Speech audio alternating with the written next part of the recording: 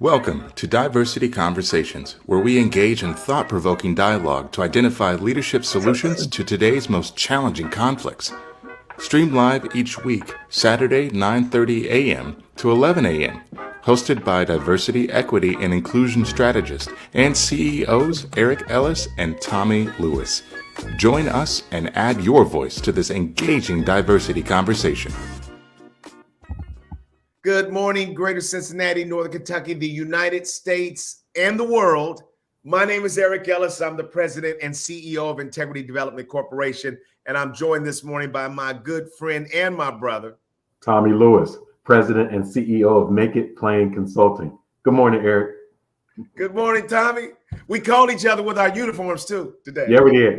So for those who are watching us live and those who are going to play it back, this may be a first that we've been able to coordinate our look, right? It means that it's a new year, a new day with new expectations, but it's a great morning to be with my friend and my brother, Eric Ellis. Exactly. Tommy, how was your week, man? Eric, my week went well on both fronts. First, on the personal front, I had an opportunity to go out with my dear brother, Eric Ellis, and our brother, Wendell, to go golfing. And I hit an eagle, a 500 plus yard hole, 5 shots to get it in. That's the 5 par. And I was able to put that in 3.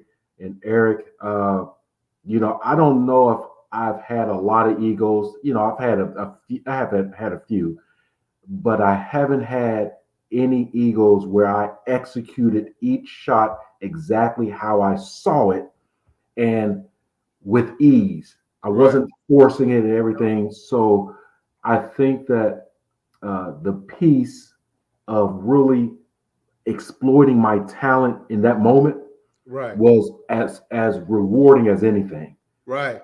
I could do it. Amazing. And I did it. And I got to reiterate. So in the game of golf, for those of you that may not play, par is for a whole round of golf, which is 18 holes, is generally 72. Each hole has a score of either 3 strokes to get it in the hole. That's a shorter hole usually. 4 strokes, that's a par 4, or 5, that's a par 5.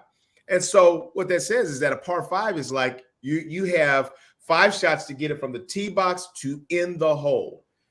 And if you get it in the hole instead of 5 shots, 3 shots, oh my goodness. That actually means you have to have 3 pretty amazing shots. So Tommy's tee shot, he boomed the driver. And so we celebrated that. But then the next shot was when you're still 220 yards out, to be able to take that shot on a fairly inclement day, and hit that shot from the fairway onto the green was phenomenal. And then usually you're so hyped up having done that it's hard to finish by putting that shot in the hole. And Tommy went up there and calmly put that putt in the hole for 3 shots. And man, we just celebrated, took his picture, everything. That was phenomenal.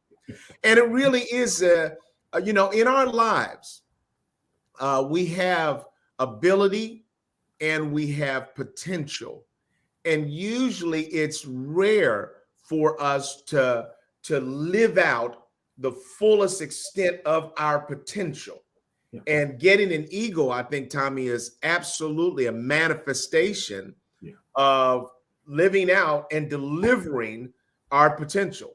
And so that was not only rewarding for you, man, that was rewarding for us too. We were cheering like we did it. You're right.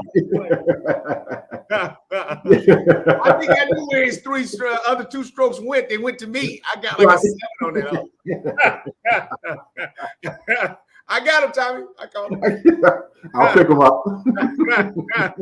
Instead of getting in 5, I'm in 7. But I was excited. So. Beautiful. Thank you, Eric. A beautiful time to get out. That's on the personal side. On the business side, really trusting the team, Eric. And we'll talk about that a little bit for today's show. Right. But over the years, in growing my business. You know, I'm both personally and professionally invested in the success of my business. And so there have been times where I brought on new staff members, be it full-time, part-time, 1099, contractors, all that good stuff. And there was a little tinge of distrust. Mm-hmm. Not that necessarily I did not trust them, but it may have been from some other behaviors of other people, just really not reaching or exceeding the expectation. This past week, I had a number of projects, Eric, and was able to, delegate to about 10 different people, and they had their respective roles, and they all delivered, right? Delivered, even to the point of grammatical edits, because I'm so close to the report. We can use spell check and Grammarly and things like that. But there were a couple people too that said, I will reword this paragraph. They took a larger paragraph, shortened it, and made it more clear, made it more plain. I was like, this is it. Right. So I'm celebrating that achievement, just like the eagle, Right. the eagle. And so my week went well coming into the weekend. Tommy, I just want to slow down the picture frame just a little bit to go back to a point that you made to help people to understand sometimes the leadership dilemma that you said, Eric, I'm working with a team of people that are taking ownership to something that we're working on. And they're taking ownership to the level of looking at all the detail and rewriting things and actually taking a piece that was longer, making it shorter and better. Yeah. Now, I'll suggest, Tommy, that this might be the leadership bias. That oftentimes we feel alone in trying to get the work done. And we feel like we're the only one that really cares as deeply as we care about the work.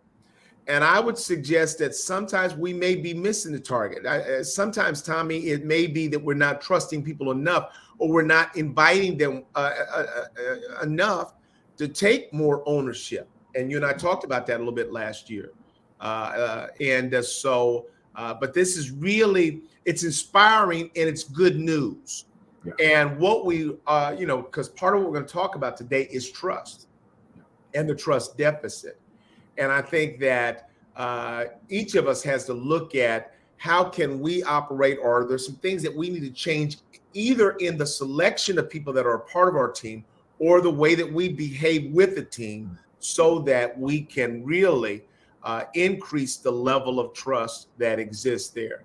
But either way, that's great news, man. I'm excited about your experience with that. This week, had a great week. Anytime we can get out and golf, man, and I'm not in here hitting lamps and things like that, that's a good thing. And we just enjoy laughing together and things like that. That's just a wonderful time. I say that my two favorite people in the world to golf with are Tommy Lewis and my brother Wendell. And so I really do enjoy that. But I also enjoy, this work that we get a chance to do. And so we're working with a couple of new clients and doing some inclusion surveys. And Tommy, this week, got a few emails back from some of the participants questioning confidentiality and anonymity. You've seen that. Yeah. That's the thing that caused me to kind of think about this whole trust dynamic. Because when people are saying, I'm concerned that because of these demographic questions, somebody can identify who I am. What does that say to us if people are concerned that somebody can identify who they are, Tom? It can say a couple of things, Eric. One, it can speak to an individual's narrow view of their organization. Mm-hmm. In other words, if the organization has 100 people or 5,000 people or 100,000 people, that person who's being asked about particular personal demographics of their identity may see in themselves as one of 100,000, and that the spotlight would turn on them because they meet that narrow Right. demographic. Right. So I do think that's a little bit unfair and unrealistic, that because I'm being asked a demographic information, that someone else, one, they care about me that much, and the other is that there are other people in the organization that may very well fit the same exact demographics, from age, gender, ethnicity, race, years of service, etc. And so that's a little bit of narrow thinking. The second is around, sometimes past experience, Eric. It's basically trust deficit. Is I don't trust I don't trust that this is going to be anonymous. Right. I don't trust that this is going to be private and confidential. In fact, because you're asking these very personal and characteristic demographical questions, it is an opportunity for whoever is taking a look at the data to say, I know exactly who that is, because they may be their only one. For example, the African-American senior vice president with less than 6 months of years of service. Yeah, right. We only know that's one person. Right, that's me. That's me. And so that's at the same time, it's a valid concern. Absolutely. One, it may be narrow. The other is very, very valid. Absolutely, Tommy. And so I wrote back emails right away. Yeah. And because we say that this is confidential, that you're anonymous. And so our number one job is to protect you. We say that. And so then people say, yeah, you said that. But now that I'm filling out these questions, somebody can know exactly who I am. And so the first thing I do, Tommy, is announce you are correct. So let's not play any games with that. You're absolutely right. We can know exactly who you are. In all of our 30 years, we've not had an occasion to ever look at any individual respondent's data. So I can start there. So we never have had the need or have ever taken advantage of the practice, the opportunity to look at any individual's data. But we also would never share your individual responses with your organization or anybody else. But we thank people for reaching out to us. I say to them, if you have further questions, here's my email. You can send me an email. You can call me at the office. You can call me on my cell phone. I'm available to you because I respect your concern. But Tommy, it's now no longer is the individual just simply saying, I may have some concerns about my organization, who's going to see my responses. They're also turning that a little bit on us. Yes. And you feel that a little bit. You know that when I respond back to you, do I have enough credibility with you for you even to believe what I'm saying? And so that's why I try to make so many other avenues available for people. I did say in one though, but my belief is that when people get a survey and they decide to respond, there's some implicit things that are happening there as well. Yes, Eric. In other words, they want somebody to know how I feel or not. So we know some people don't answer honestly to surveys because they don't know who's going to go. So it's just a promotional kind of thing, whatever. I just say something because I don't trust you. I'll say all great things. But some people, in spite of the risk that somebody might know who I am, what I think about the organization, whether that's positive or negative, I think needs to be heard. And so then it becomes our responsibility to aggregate that information in a way that we protect them. And I know people, Tommy, don't know how important it is to you and I to protect the respondents. I do take it personal Yep. that we have an obligation to do everything we can to protect the people who have given us their perspective.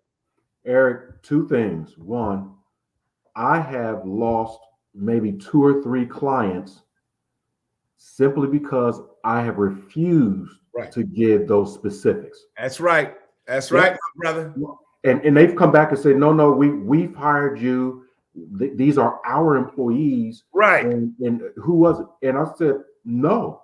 Right. And they said, well, we're going to terminate the contract and we may not pay, full. I said, no problem. Because we have a disclaimer that we read prior to each interview, the survey, right?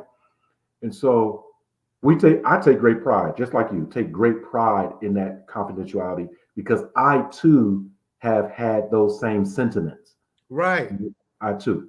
Right. The other part is the flip side is that we work with a client and they have hired and rehired us to do climate assessments, surveys, interviews, focus groups, now going into maybe the 9th or 10th time. Mm-hmm. And the organization has about 600 employees. In the second climate assessment, Eric, we had interviewed almost all of them. Right. By the third interview, we had already doubled back, right? Meaning, by the third survey, everyone knew us. Right.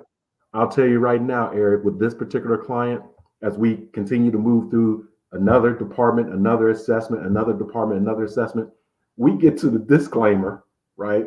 So, and hey, Eric, how's it going? Hey, Tommy. Before we begin, I would like to read this quick disclaimer, around privacy. And now folks are like, yeah.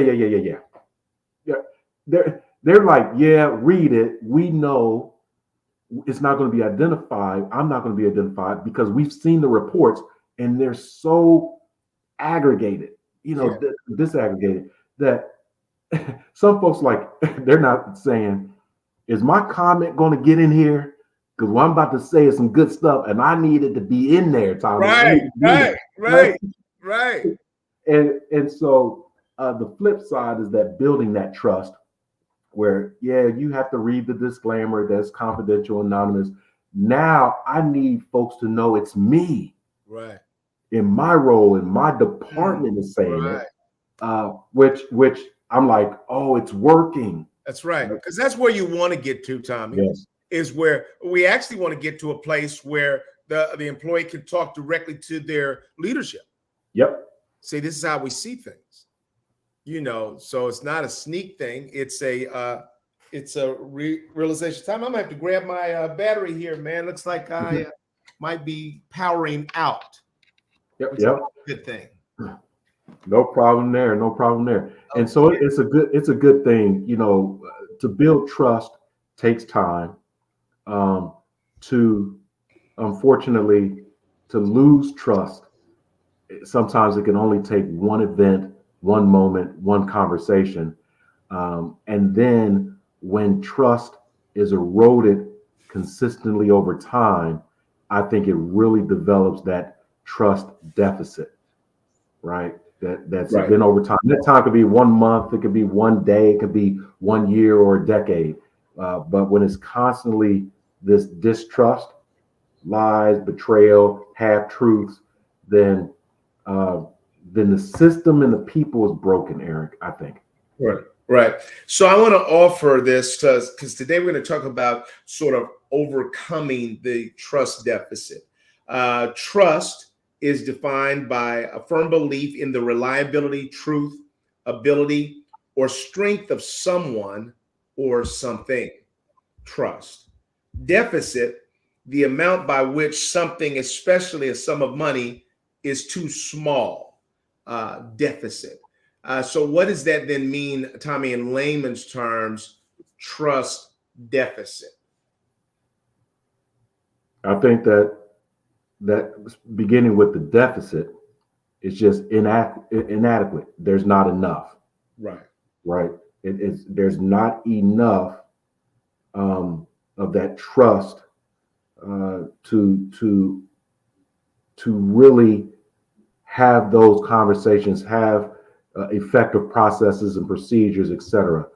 It boils down to people within culture. That trust deficit is just not enough trust that can bleed into the culture and the norms and behaviors and mindsets of people, which is difficult to overcome. Right. We've got a couple of additional definitions around business. Trust deficit is a lack of belief or faith in one's organization or its leaders. This can result in lower productivity and disinterest in the work. Tommy, how often have we seen that?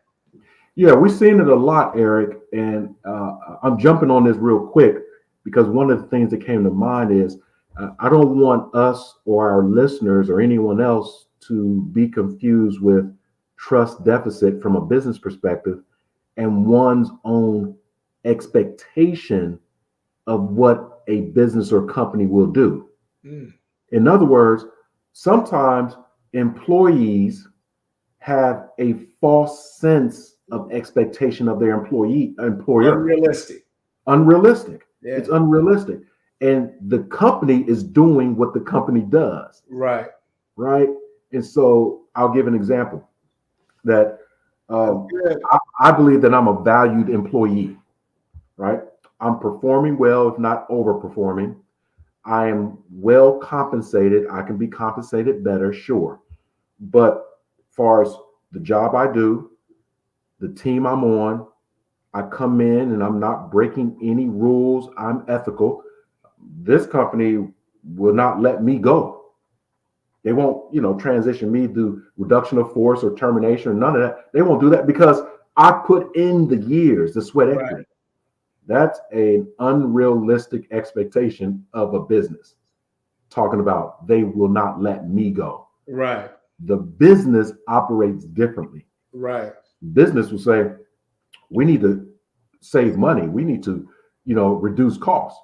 And Tommy's getting paid six figures, and with $50,000 of benefits, cut him. It's not personal. Right. It's business. Right. So then I say, oh, I should have never trusted that company.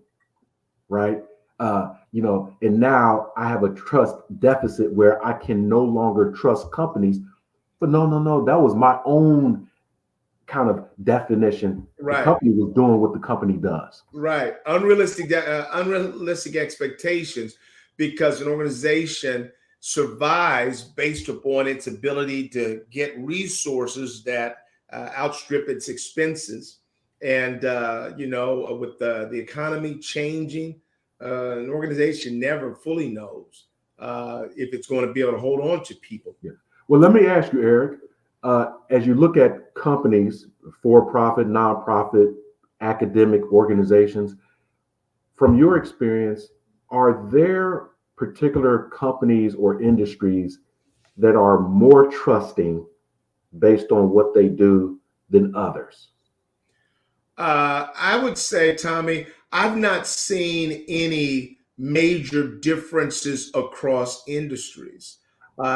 Here's what I have seen, though, Tommy, is there is continual erosion of trust and confidence. And I'll tell you, I'm not exactly sure, Tommy, if people are operating in ways that are less trustworthy, or if we actually have more information and data today than we've ever had before. And so it's a little bit of battle in both places. But I'll tell you this, that I think there's a depersonalization that is happening between the leaders and their complete feeling of responsibility and obligation to the workforce, the work, and everything else. Everything seems a little bit more temporal and fluid today. And so if we say things today, we don't always feel like we have to be held accountable or responsible for that tomorrow if things change. And so I am seeing a bit of that, Tommy, happen, that, the research says that the young people are less loyal to companies, but companies have been less loyal to their people. And there's a lot more mobility. And so whereas people in the past would be with the company 20, 25, 30 years. That's no longer the case. A lot of things have come about to change that dynamic. But I think that is impacted sort of the personal accountability that people have and relationship they have between. So what I'm hearing from you as well is that from a generational perspective, we may have our baby boomers who have their experience with companies and organizations, which really helps inform their level of trust. Right. Right. And then you have millennials or even the next generation who says, you know, I've seen what's happened to the baby boomers or Gen X or Gen Y. Right. And, you know, with bubbles bursting, with recessions and, you know, depressions and things like that. And I'm not going to be chained to a company for them to cut me off and cut me off. Right. Like, I don't have that $1 million pension. No, Right. no, you only have 50,000. I've seen that in the baby boomers. So now as I'm going into the workforce and I'm 3 or 4 years in, I'm looking at it as 3 or 4 year terms. Right. That's what I'm going to give you as far as an employee. I'm going to give you a term limit. Right. And if I don't meet my expectations and you don't meet my expectations, then we can part ways. I have no problem. And so it's not really loyalty and trust, I think is more and more not a part of the equation. Right, Tommy. Because if you look at, for many of the companies that I've worked with that have been around for a long time, when you look at how the company used to treat the people, it was almost more paternalistic. Yeah. And they were the Kings Island days, you know, Yeah. for Procter & Gamble, Toyota, all of those. And then slowly but surely, new management comes in and says, now, why are we doing those things? Wow, that costs a lot of money. I think that we need to do some savings around that. And so it's sort of cut back. And the new people that come on, they don't miss that stuff because they never had it. Mm-hmm. But people who were here for the 2 and 3 decades are seeing a depersonalization. You no longer care about us in the same way. And I think that companies have just been trying to find ways, especially in difficult times, to save money. They just never bringing those things back. There's a lot of takeaways, but there's not a lot of give backs. And to some extent, that is eroding the relational aspect and dynamic of the employee-employer. Yeah, I agree. Let me ask, I want to put this before you too, and then we can talk about both of them. From a governmental standpoint, a trust deficit implies decreasing trust of citizens in the capability and intention of the government to ensure justice and public welfare. Tommy, I'll take your mind towards the Black Lives Matter protest, and towards the protests that were happening not only here, not only in the city where something happened, but it just spread out to the country and then ultimately to the world. And I think that part of our challenge is that when people start losing trust and confidence in its institutions, governmental institutions, i.e. the police department, fire, the FBI, the CIA, any of those, then it's hard to hold on to a content, a calm public. You know, people start saying, hey, no, I can't keep being civil. Yeah. Because right now you're operating in some ways that seem to be biased. And so we can no longer comfortably sit back and just trust our government. I think that's one of the problems that we're running into right now, Tommy. Yeah, I do too. I wholeheartedly agree, Eric, that, you know, this trust deficit from a governmental perspective, this is not an overnight phenomenon.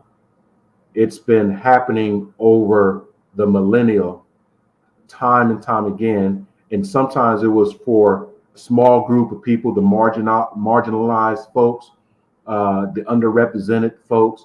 And then it started to be realized across many different demographics that there was a trust deficit, that there were people who are in governance who may not have had the best interest of the people. And they were speaking with forked tongue, such as, we the people. No, no, no. You really don't believe in we the people. You believe in I the people. Right. Right. Or when people say, well, all Americans want this, we're talking about the United States of America. People started to realize that some of that language of all Americans were not directed for all Americans. Right. It was for kind of their tribe, if you will. And so now you have 1, 2, 3, 4, 5 groups of people saying, I'm not trusting this, right? I'm not trusting. And then you have another maybe dominant group that says, well, if you don't trust, it's because of us, although you didn't say it. And so we have to find a way to not trust the system. And we're all kind of trying to win toward the war of distrust. Right. And then it gets all chaotic. Right. Right. Let's look at what one of our community has said. Thank you, Catherine, for your point. It seems like always cut back that impacts a benefit for employees and not so much on other areas. Like you said, not figuring an alternative or something. And so go ahead, Tom. I completely agree with that as well. Right. I love with what she says with not figuring out the alternative. Right. Or something. Right. There's a cost. And so what I talked to leaders about, I said that so throughout the calendar year, every day within an organization throughout a calendar year, there periodically are situations where there's a decision that has to be made that's either going to favor the company or favor the people. And so when those conflicts occur, if every time the company's decision falls down on what favors management and the budget, then they've already determined that the people don't matter as much. Sometimes the people have to win. In other words, when there's a situation, you look at it, if the company chooses the people, it's going to cost them a little bit more. But the people win, then the people win. And the level of trust goes up. So there's almost this inverse relationship between if we choose the people, then trust goes up. If we don't choose the people, trust goes down. And so well, Eric, when will companies figure this out? Right, because the last 2 to 3 years across this country and across the world, companies have said in this now labor shortage, right? Where's all the talent? Right. Where's all the people? Right. They didn't take care of the people. Right. Now they're looking for the people, and the people are saying, we're not coming to you. Right? When are the companies going to figure out to truly take care of their number one asset, which are people? Right. And so too often, Tommy, hard knocks, man. Yeah. It's the only way we learn is that we get knocked down and we can't get people. And I love my retail. I tell you, I go shopping all the time, discount stores. So I go into Ross, dress for less, don't take care of the people, don't pay them well, so don't have anybody. I think now they're down to sort of self-checkout. I mean, they're even considering that now. Yeah. They got to consider all kind of stuff because when you don't make the right decisions by people, there's a cost. And I don't know, Tommy, if you can ever really catch up. Let's look at this trust question across a number of current things that are happening right now. Last week, Monday Night Football, we all anticipated in this city the great game between the Cincinnati Bengals and the Buffalo Bills. And so everybody was focused on this great game, man, these two powerhouse quarterbacks and everything. And then right there in the first quarter, before they ever even got started good, we saw T. Higgins catch a pass. He runs into Damar Hamlin, who is a phenomenal safety for the Buffalo Bills. T drops his shoulder. He hits DeMar. DeMar tackles him. They both go to the ground. DeMar gets up and then falls back down. And Tommy, I don't know if we gave a lot of thought to it right there in that first moment. But very shortly, man, we started seeing that he wasn't getting up. And I think that there were some dramatic things that were happening that really sent the fear of God into the players. And we saw grown men crying. And so it let the whole stadium know that something is happening here that we've not seen. And I would say to you, Tommy, that one of the things that slowly but surely started coming under the spotlight was trust. Are these people going to make the right decisions as they look at what do we do? Do we move him off? And finally, when they got into an ambulance, what do we do? You know, what were your thoughts, Tommy? How does trust move into that situation? What are some of the trust questions that began to be asked? First question that comes to my mind with regards to trust is that the National Football League, the NFL, is first a business. That's right. A business that consists of multiple franchisees, multiple business owners, etc. Right. And so as a business, they are mostly interested in their profit margin. Right. Making money.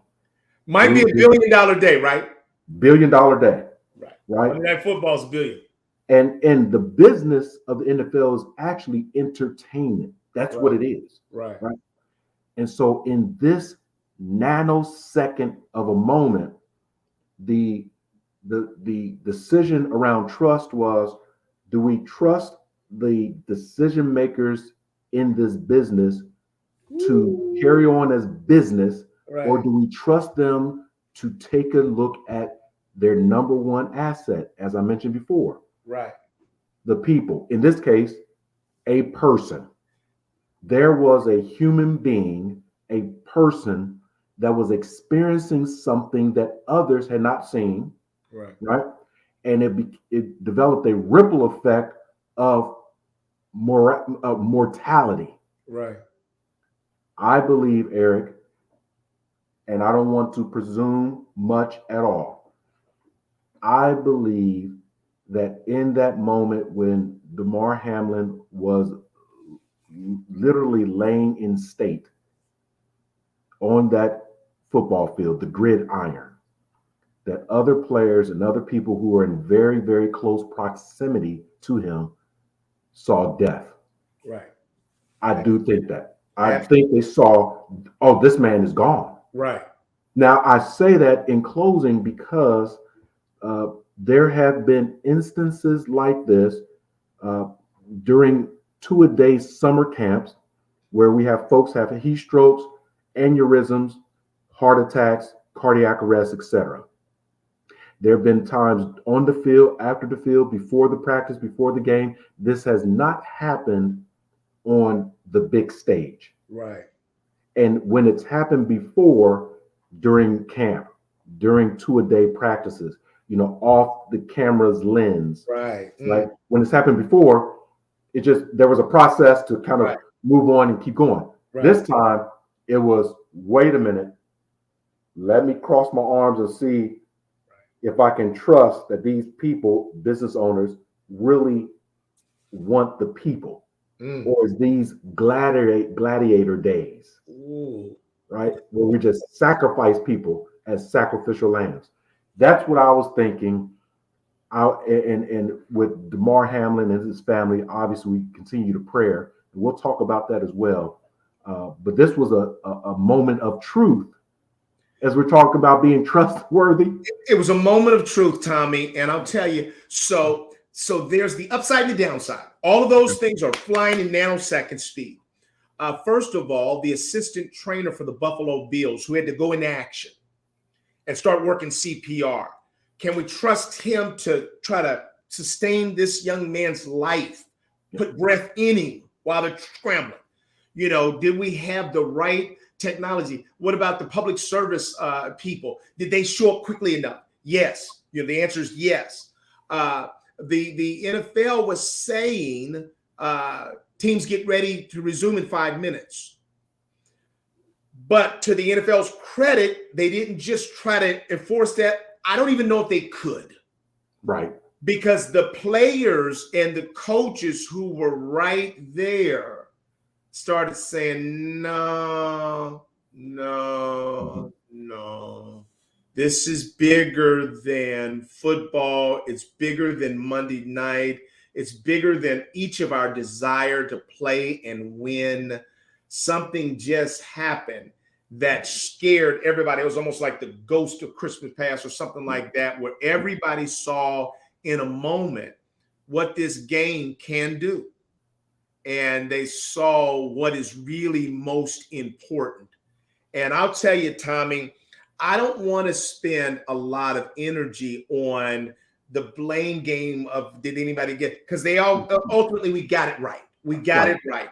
But I'll tell you the thing that I saw that I think is so huge for trust to occur and to be able to be sustained is to see what we saw from the athletes and the coaches and the fans.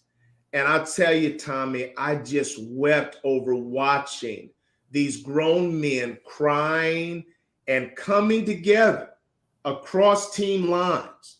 And the Bengals quarterback Burrow was hugging Josh Allen, and all the players were hugging each other. The coaches were talking to each other, and all of the competitive nature, Tommy, because everybody wanted to win that. We were here to win. And all of that was subservient to humanity and their collective concern about this young man's life. And to see the way that the whole stadium, and I'll tell you that, Tommy, I think there are times when we think that we've lost the capacity to get there. Yeah. Because we see so much of the negativity on sort of loop. It's just on a loop. It's being played daily around the clock. We don't even recognize that people can rise above all of that simple stuff and find their way back to a joint common ground, humanity and love and compassion. For the mother who had to run to the field and get in that ambulance with her son, to the fans from both sides, even Jeff Ruby, who I'm up and down as a fan of Jeff Ruby. I like him. He's a cowboy. But I think Jeff Ruby is sending meals around the clock to the family there at the hospital. Yeah. And everybody has joined together, the prayer vigils that are happening, the over $6 million that's been contributed to Damar Hamlin's. Help us understand that, Tommy. What was your view of that? Well, I think that many people, particularly say Cincinnati or Ohio, are less familiar with the philanthropic activities of other professional athletes in other cities, right? In other words, folks in Ohio, in Cincinnati, with the Cincinnati Bengals, supporters or on the team, they don't know a lot with what the individual football players for the Buffalo Bills do. In fact, I would be safe to tell you that many of the average Cincinnati Bengals fan does not even know about the Buffalo Bills Mafia. Right? They may have watched a 30 for 30 special if they watch ESPN. Right. And so what does it say? That this particular event simply gave an opportunity to spotlight, right, where Damar Hamlin and his organization was giving back to the community. And for those who are now aware, yes, they may be praying, right? And that's through kind of the thoughts and the mindset, giving up what we cannot control to a higher entity to help support this man and his family in need. But what can I physically do? Right.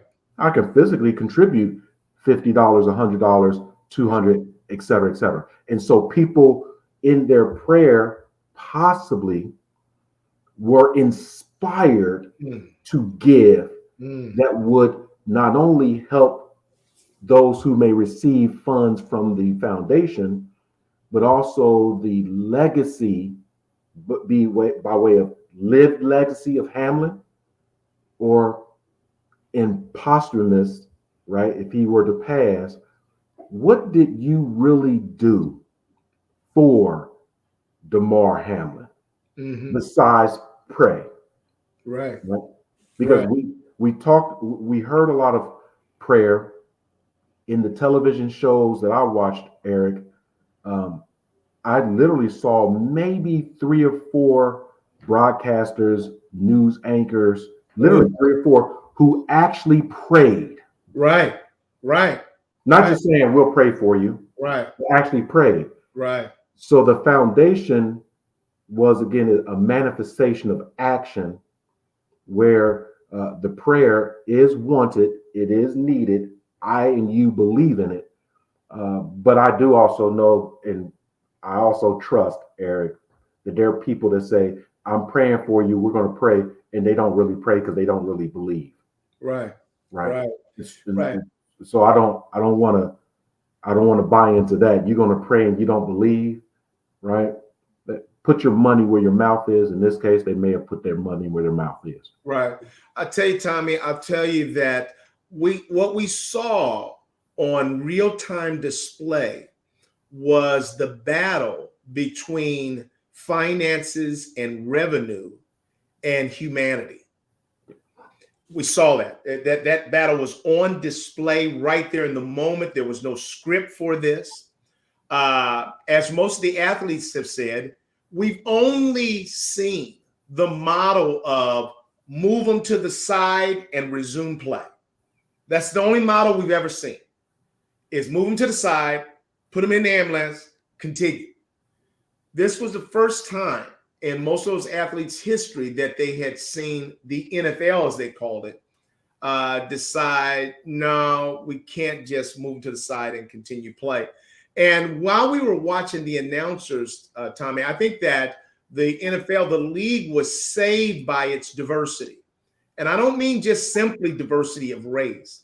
I mean diversity of focus, because there were the people that were more focused on the human side saved the network and saved the NFL. The people that talked about this rise is bigger than, there is no question about whether we continue the game. We don't. In honor of what, in reverence and respect of what has just occurred. And we saw people really making the call before anybody else had the opportunity to make a worse call. And so the coaches, the players, and some of the diverse announcers called this one, and sort of, to some extent, took the decision out of the hands of money, of wealth, and of power, and sort of the simple business aspect of this, which I'll tell you, Tommy, I don't think anybody should get too high on a horse and act as though they couldn't make another decision. I think any of us in the right circumstance can make the wrong decision. In this instance, collectively, I think we found the power, the will to make the right call, and everybody felt better as a result of that. So we talk often, Eric, about being free. We talk about the power and strength of love. We talk about the importance of humanity. I believe in this event, being free to make a decision, regardless of the consequences, financial or business, the power and strength of love and humanity won. Right. I really do. It won.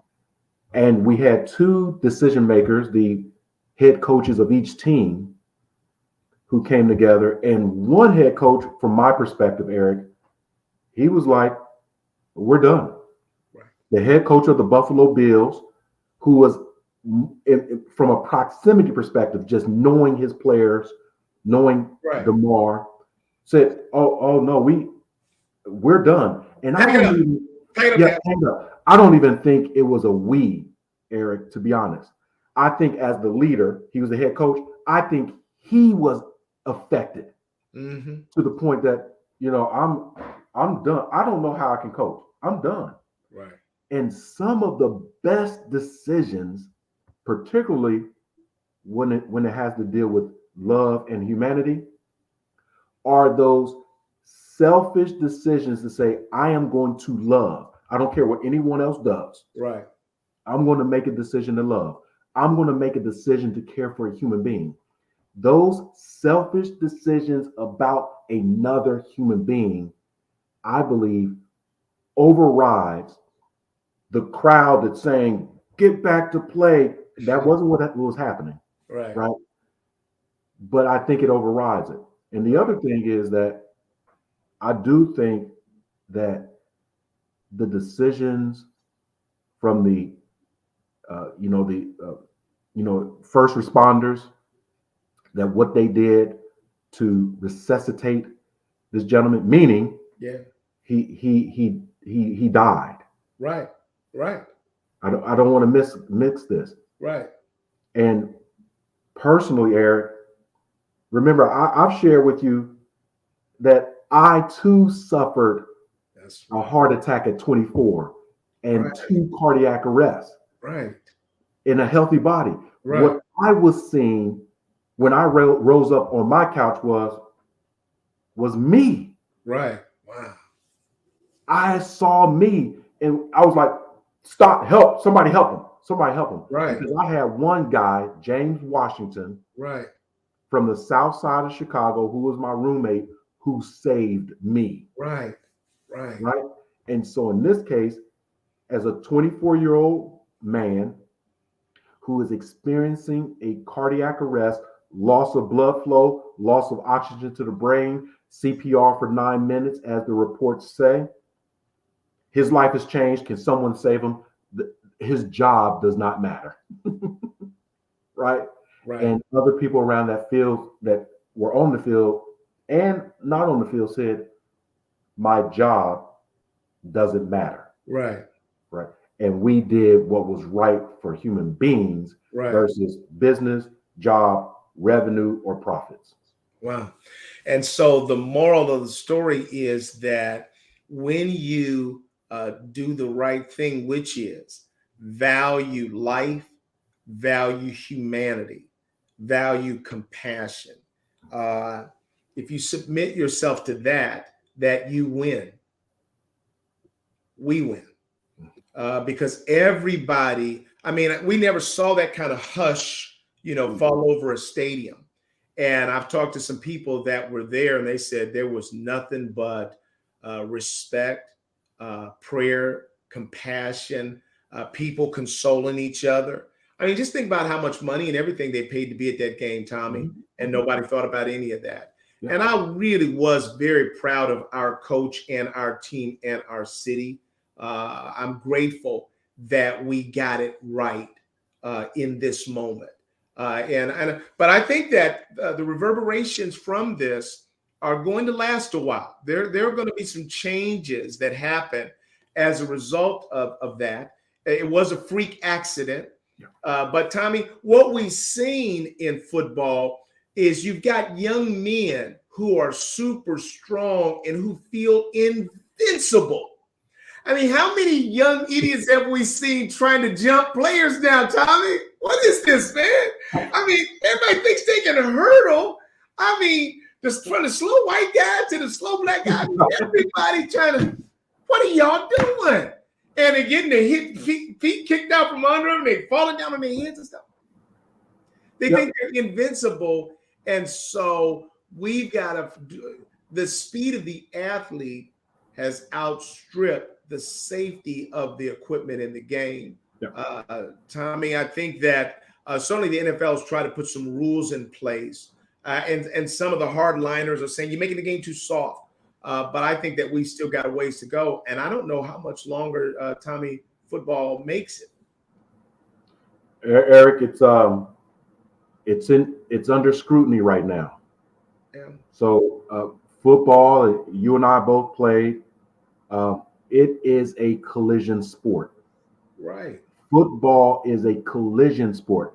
Basketball is a contact sport. You're always touching someone.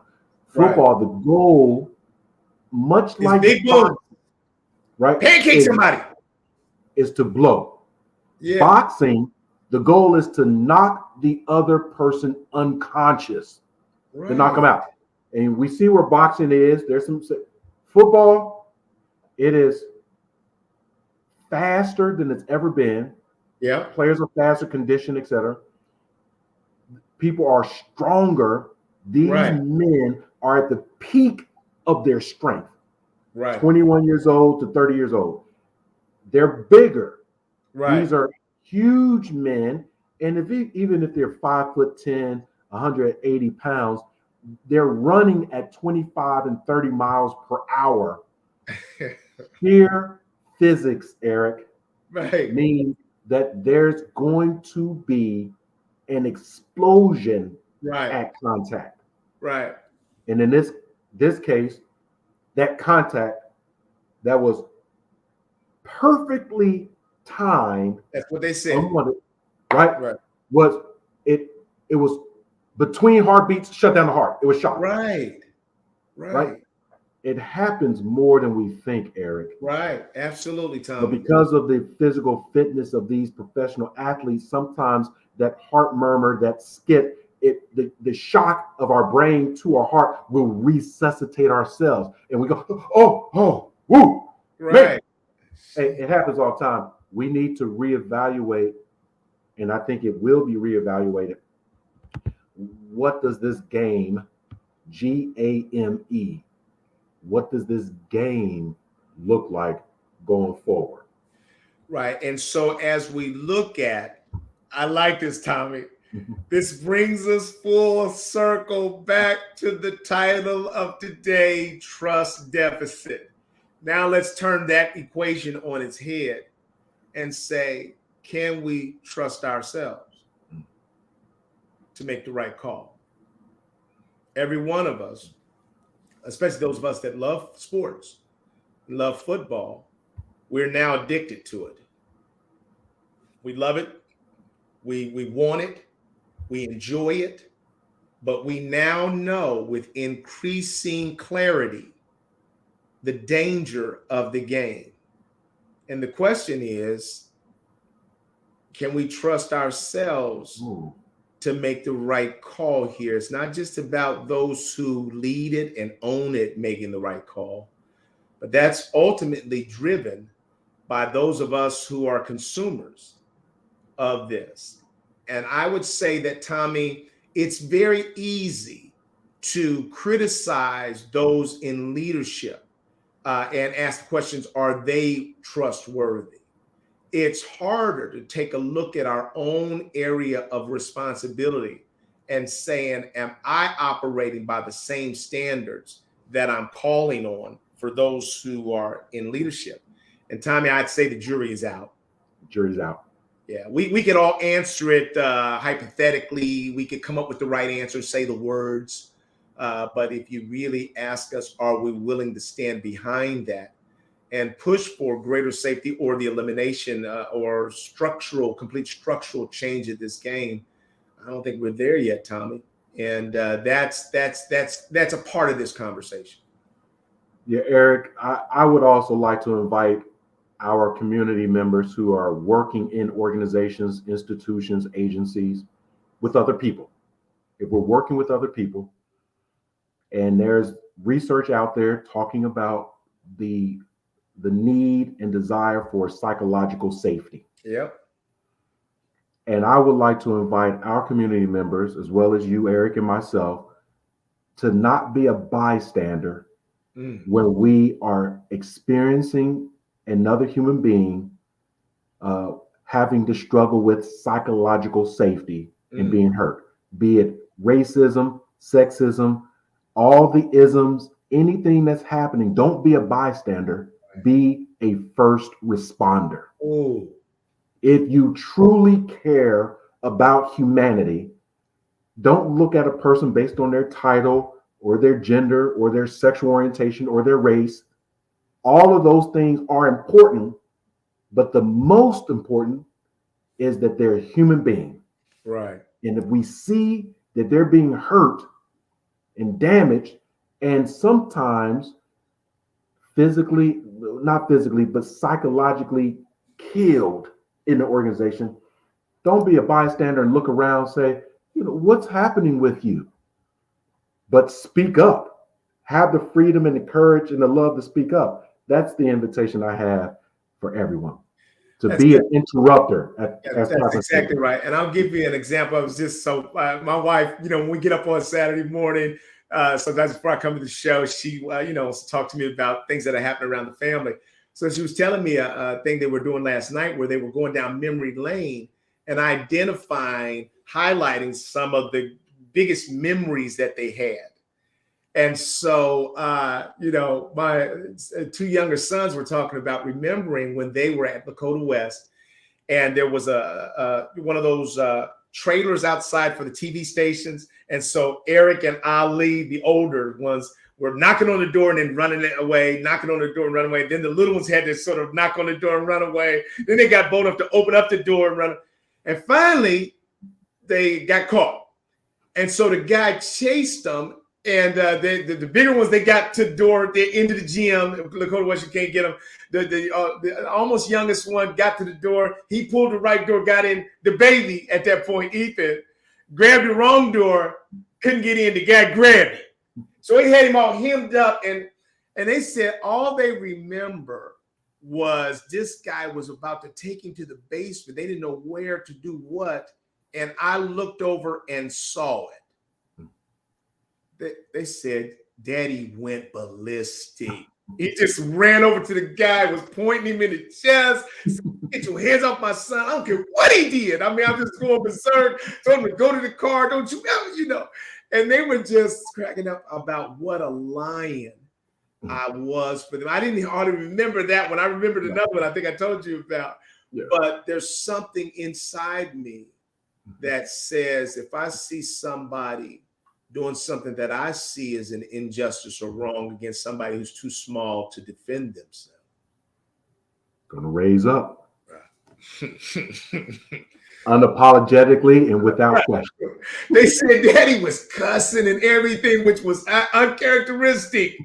Just went crazy because even when they're wrong, call the police, do whatever else you have to do, but you don't grab mine and start hemming them up like that.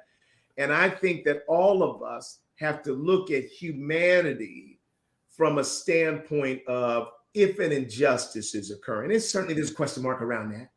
But if there's an injustice that's occurring or somebody being harmed, we've got to be willing to stand up for one another. And then, there's a penalty to be paid for if you're doing things that are silly and crazy. There's the right corrective action that can be taken. But we got to find it in ourselves, Tommy, to stand up and to be trustworthy. Each of us has to not just be a good critic of somebody else having a deficit of trust, but the only thing we ultimately can control, Tommy, is our side of the ledger. Yeah. And so that's what we're calling on us all to think about today, not just being able to pontificate about how others may be less worthy of trust. But I think that if we just handle our side of the ledger, the whole world around us gets better. Yeah. Eric, it's been an excellent show once again. To our community members who jumped in, thank you. Thank you for sharing your thoughts, getting involved in this conversation, and continuing the conversation because just like the incident with Damar Hamlin and his recovery, it's not overnight. Yeah. We as a people are still trying to figure this thing out. We're trying to figure it out. We're still going. So great conversation today, Eric. Yeah, thank you. Community, we thank you for joining us again. We'll see you next week. We want to continue to encourage you to think deeply throughout the week and try to engage in healthy diversity conversations. Take care. Take care of each other.